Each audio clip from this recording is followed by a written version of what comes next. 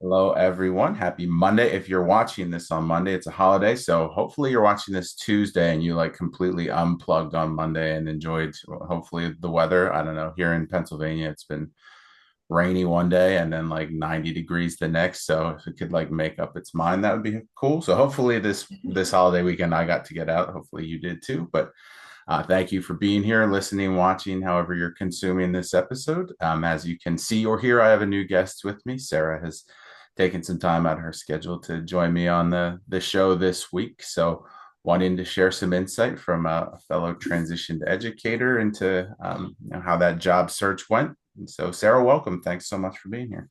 Thank you so much for having me. I am excited to pass some advice along to anybody that's tuning in. Definitely. Yeah. And we'll jump right into it. I think you and I were chatting before we started the recording that now just in general is a chaotic time to be on the job search, but there's still a lot of people that are looking to make the move from the classroom into that new role. And we'll talk about this later, but right now in the summer, it feels like everyone kind of has some extra motivation. Like it's crunch time. You have to decide if you're renewing that contract or not. So, a little bit more pressure that's people add to themselves at this time. So, like to share that Absolutely. insight. So, you recently made the move into a new position, and finding those transferable skills, I think, is the one of the most common questions that I get from people who are saying they want to make the move. How do I take all these years of classroom experience and show that it's prepared me to do other things too? So, what did that process look like for you? How were you able to take a lot of what you've learned from the roles that you've held in education and apply that into the position that you recently entered? Yeah, so I think, my role is slightly different. There's a lot of LinkedIn focus on transitioning teachers, and I am a non-teacher educator. So I was a school counselor Yep. for 12 years, up until I made this transition. So, my work was primarily focused on the soft skills, Right. the growth mindset, the relationship building, the support strategies, really customizing, my work to each individual's needs. Mhm. And, when I was starting my search, I really didn't know what field that could possibly apply to. I think a lot of us, when we're looking to transition, we think like, oh, ed tech, like that would just be, kind of a natural Yeah, flow, right? But I definitely. was, I have 12 years of that. Yes, I do have a part-time job in ed tech. Does that really count as a full, amount of experience? I don't know. So I really had a difficult time finding, something that's going to match the skills I have versus, what, the corporate world is looking for. So Sure. I really had to kind of lean into knowing that, the goal setting, student development, support strategies was still really applicable to, the corporate world and what they were looking for in employees. I landed in higher education. I absolutely love it. So fortunately, those skills really lend well to the position that I have right now. Yeah, definitely.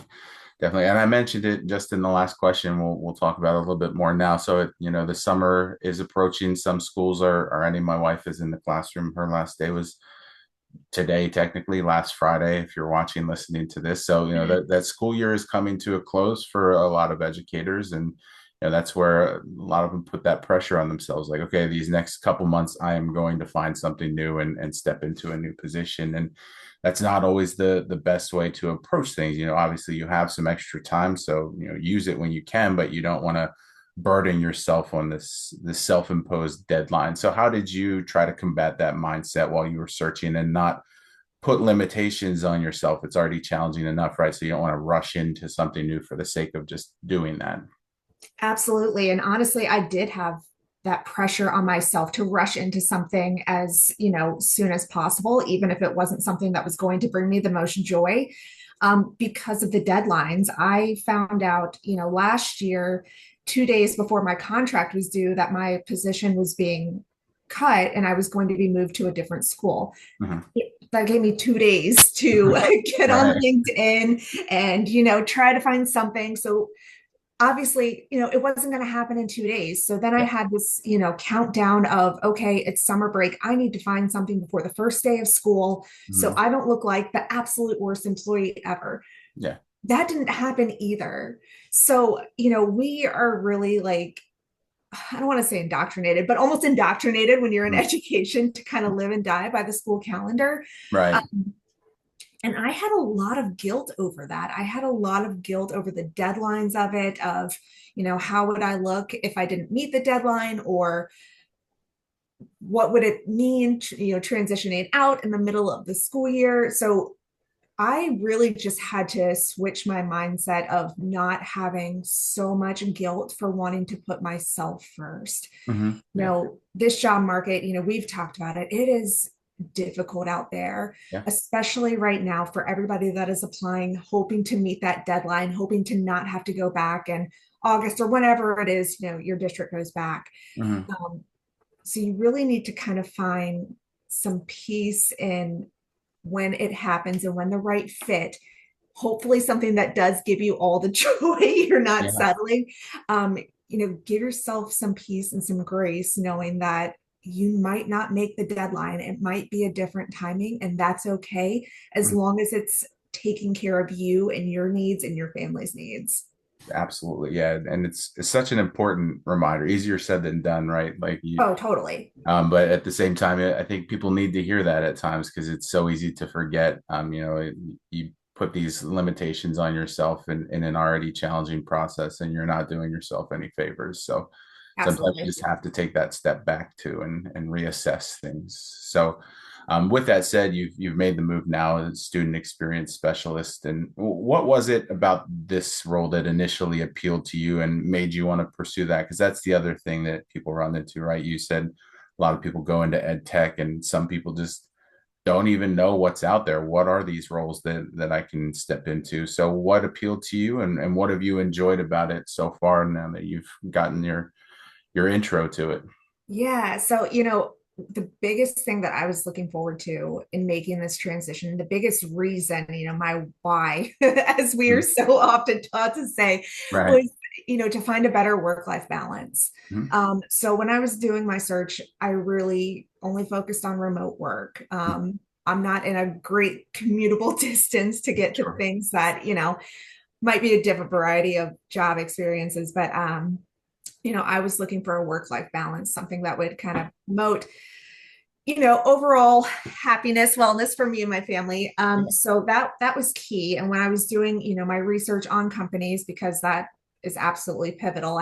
That's one thing that I didn't think I would have to do so much of, is researching the companies that I Yeah, was interviewing for, right? Like definitely. it is a two-way street. And I definitely had to do my research. So I wanted to find something that was going to support work-life balance. And, fortunately I found that in higher education. And I didn't think that I would be in a student facing role. I really thought that it would be, a customer success type situation, ed tech, learning and development, something where I wasn't necessarily supporting students. But Mhm. here I am in higher education almost 2 months later. Um, and I'm thrilled. Yeah. I absolutely could not be happier. I love the team that I'm working with. I love the work that we do. I love being able to work with adult learners who, have had some difficulties in starting their higher education journey. Yeah. And I have a fantastic team. We have a real scrappy startup vibe, and everybody plays off each other so well. So it's just been completely invigorating, and it Mhm. feels so good to just wake up and be passionate about what I'm doing again, because truthfully I haven't had that in years. Yeah, absolutely. Absolutely. So we're gonna bounce around a bit because you opened the door for me to move into a different question Feel here. free. You mentioned the work-life balance, and I think, we talked about the self-imposed deadlines that people put on themselves, but oftentimes too, I've seen that people just start to forget about some of the things that were important to them. This is why I want to make this change. And then it gets to the point where, okay, well, I just need to take anything at this point. So, how did you try to challenge yourselves to hold on to, those important things when you talk about work-life balance and, the importance of taking yourself into account when you're focusing on your career growth? How did you make sure you were prioritizing the right things when you were looking for these next roles, and not giving up those non-negotiables when it came time to make a decision? Honestly, Matt, I didn't. At Okay. first, I didn't. And, if nothing else, maybe this is a how to guide on what not to do. Because this was the hardest part of my transition. And a lot of that had to do with the pressure of the deadline, the pressure of the school calendar. So, working as a school counselor, had those deadlines looming. I had a part-time job, single parent, trying to balance all of that. Yeah. It did not go very well for me. I Yeah. jumped into the search thinking it would be a whole lot easier than what it was. I didn't really have strategy or direction, just tidbits here on LinkedIn from, people who maybe didn't have my best interest in mind. Sure. I ended up applying to jobs at all hours. I was having nightmares about it. I was waking up at night to check listings. Um, spending my weekends doing that, constantly scrolling the job boards and updating my LinkedIn. And I ended up missing time with my family and, physically, mentally, emotionally, that was so draining on me, my relationships, everything. Yeah. Um, so when I switched from urgency to strategy, I really got to fall back into the values that actually mattered to me. And that was taking care of myself and what I wanted. Hmm. Um, so yeah, like balancing the career goals, especially, when you're under pressure, that's going to lead to even more burnout than we're probably already experiencing. So I would caution anybody that's going into their search to just be very mindful that you have a plan that is going to support your overall well-being. Yeah, absolutely. So you said earlier that interviews are a two-way street, and they absolutely are. Yeah. And you mentioned the research that you have to do and companies before you have those interviews, and making and having your own questions. I've said this as a recruiter when I get to the end and say, "What questions do you have for me?" And they say, "Well, none. You answered everything." No. It's nice to hear that from my end, but it's also like I want you to be inquisitive. Like this is your time to really learn about the company, the position. So, always important to have those questions coming into that. So, what are some of the questions that you prioritize when you were getting that chance to see if this company, this role was going to be the right fit for you? Yeah, I mean, culture was very important to me. It's something that I felt like was missing from a lot of my positions in public education. So I really, when I was networking, before I even got to the interview phase, I wanted to know what the culture was like. I wanted to hear from people what, there is no typical day in and day out, but I wanted to know if they felt valued, if they felt supported. Hmm. And, the same question can be asked for managers as well. I wanted to know how success was measured. So I knew what was going to be expected of me if I felt like I had the skills to be able to meet that expectation of the job. Because if not, if that's not something that, pressure that I wanted to apply to myself, that probably wasn't the right company for me. Hmm. Um, I also, inquired a lot about professional growth. When you're in school counseling, unless you want to go back, get another degree, maybe go into administration or whatever it is, Yeah. you're kind of at the ceiling of where you can go. Hmm. So I have been longing for change and growth for quite a while. So I needed to know that I was going to join a company that I could grow with and that they were going to be supportive of that. Yeah. And fortunately, where I'm at now, training is fantastic. The opportunities they offer you, absolutely fantastic. And the culture too. They value work-life balance. They value inclusivity. And those were things that were really important to me. Yeah, and that's a great reminder, and one that I tell people a lot too, right? Like when you're in the classroom, if you're an educator, like it's kind of it, right? A lot of people walk into that and say, I want to do this for the rest of my life. So they're not looking at, okay, well, how am I getting promoted and those types of how do I explore new opportunities? It happens, but it's not a common thing. So great reminder that that's something that you do need to be wary of or aware of when you're entering the corporate world of, you don't want to stay stagnant. You don't want to be in the same role for the next 30 years of your life. So ask those questions of where they can go from there for sure. Well, and to go off what you said, have questions. Yes, Hmm. the recruiter might answer absolutely everything. And in most cases, a lot of my recruiters did. Hmm. I was very fortunate to work with, many great people, interview with a lot of great people. Yeah. But, you know, in your mind, or even if it's on a piece of paper somewhere, because I was I kept notes. Yeah. I Yeah. kept notes for my interview. Write your questions down, refer to it. A lot of the recruiters or hiring managers aren't going to mind if you say, "Hey, can I, refer to this list?" Yeah. Have at least 5 questions, maybe more if you can help it. Um, to let them know that you are invested, that you are interested, that if you have done your research, this isn't just another company or interview for you. This is a place that you want to make your home. Yeah, absolutely. And if they truly have answered all your questions, you can always just ask, well, what do you like about working at the company? It's an easy way to get some additional insight because all job functions are different. So it's always interesting to hear how the perspectives can change based on one recruiter hiring manager to the next person you speak with.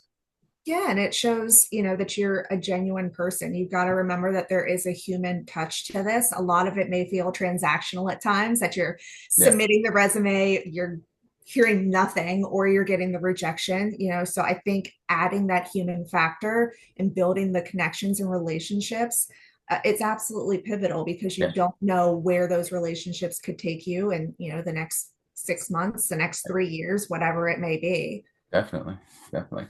So from my end, I always like to ask the question of someone who's recently gone through the job search because we've said it a few times now, it's chaotic and there's a lot of challenges that are constantly changing for anyone that's, on their job search now. So what are some of the ways that you've noticed going through this that recruiters, hiring managers can kind of cater their approach, alleviate some of the concerns that are out there and make the experience a little bit more or I shouldn't say more positive, but less overwhelming. Let's say that. What are some ways that we can make it easier on the job seekers since it's already a difficult time? I think that, first job seekers need to have a general understanding of the pressure that you all are under as well. At first, I definitely had the mindset of, oh, recruiters and hiring managers, they just don't care, like you Sure. can't even take the time of day to blah, blah, blah. Hmm. Until I had a real frank talk with my hiring manager in the position I'm at now. My position was open for 2 days and I was one of 1,700 Yeah. applicants. You all have a lot to go through, Mhm. and I don't envy that. um at least from my experience, with recruiters, what I think I struggled with the most early on is not getting feedback. Mhm. um Sometimes you'll be going through one round of interviews, 2 rounds. I had 4 rounds for a job that I really enjoyed, and I didn't get feedback Mhm. when they said you're not it. That is something that is really difficult, especially for those of us transitioning outside of education when we're already struggling with imposter syndrome or guilt, grief, all the emotions. There are so many big emotions that come in when you're leaving education. Yeah. And when you're not getting any feedback why you're not the right fit, that Yeah. can be very, very overwhelming and definitely take its impact on how you're navigating and applying for other jobs, how you're interviewing, just how you see the entire process. So Yeah. I think that when and if it's possible, feedback on why this person may not be the best candidate, that is always beneficial. But we need to have an understanding too, a real big reality check Yeah. that, even in jobs posted in such a short period of time, especially right now, thousands. Yeah. And I'm Mm. sure that you've seen that in your role. Oh, for sure. It's a ton of people, it's a ton of competition, and it's not always personal. Yeah. Absolutely. So, in terms of job searching, I think everyone's saying right now that networking is one of the most important aspects, and the best way to find something new is to lean on your network a little bit, and that's another thing that's easier said than done, right? Like when I was in the classroom, I didn't use LinkedIn. My network was, other people in the building and friends, and so certainly limitations to that. And now there's more opportunities to build your network and explore new opportunities, meet people that, are either in a position to help you from a recruiting, coaching, in a resume services standpoint, or people that are in a position that you're curious about. So what insight can you share about how you tried to build your network during the search to, ask the right questions, make genuine connections, and find out what was the right path for you? I mean, you hit the nail on the head. The key word there is being genuine. And you're absolutely right. This can be such an awkward and uncomfortable thing. I've had so many teachers reach out to me since, I've posted about my transition. Like, Mhm. how do you network? Like, what do you say? Who do you reach out to? Aren't they going to be mad? No, Right. I I didn't reach out to a single recruiter or hiring manager that said, "Go away, Sarah." You're right.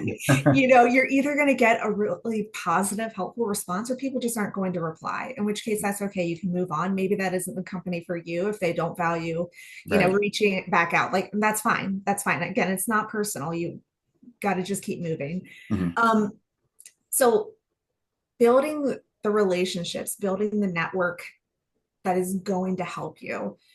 I would say ask those open ended questions. Ask people what they like most about their role. Ask people about their transition. I think that there's such a strong network of teachers transitioning on LinkedIn. It is so easy to find someone that has made that jump, whether it's locally or whether it's through, another connection. Just ask them what their experience was like. You don't need to necessarily start off with a who can I talk to about getting this job? Right. Right? Like that, because we have that urgency, that, Mhm. Yeah.